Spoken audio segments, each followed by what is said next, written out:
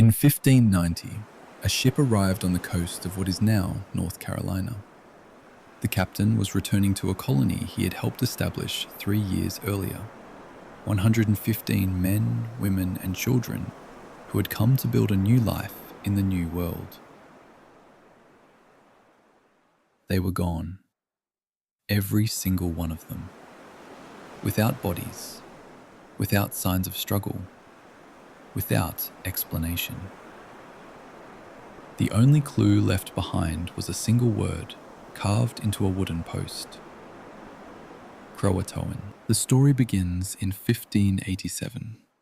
Sir Walter Raleigh, with the blessing of Queen Elizabeth I, organised an expedition to establish England's first permanent settlement in the Americas. The chosen location, Roanoke Island, off the coast of present-day North Carolina.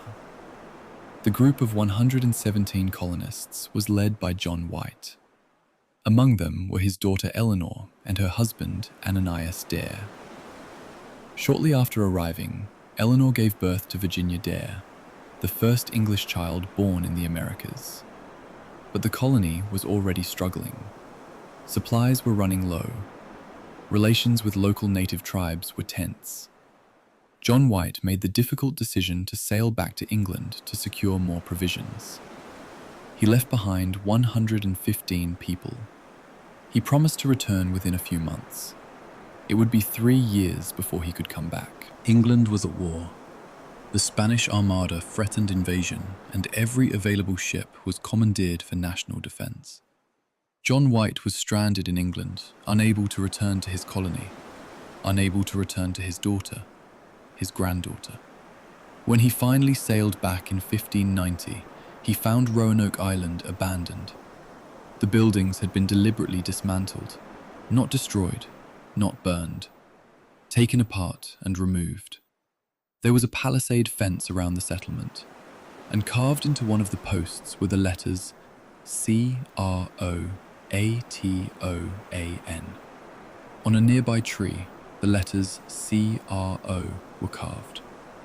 No bodies, no graves, no sign of violence, no sign of where 115 people had gone.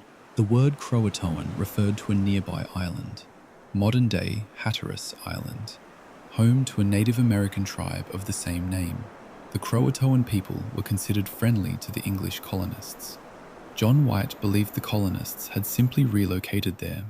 He tried to sail to Croatoan Island to investigate, but storms forced his ship back to England. He never returned to the New World again. Modern archaeological digs have found intriguing clues. A site in Bertie County, North Carolina, over 50 miles inland, has yielded English artifacts from the correct period.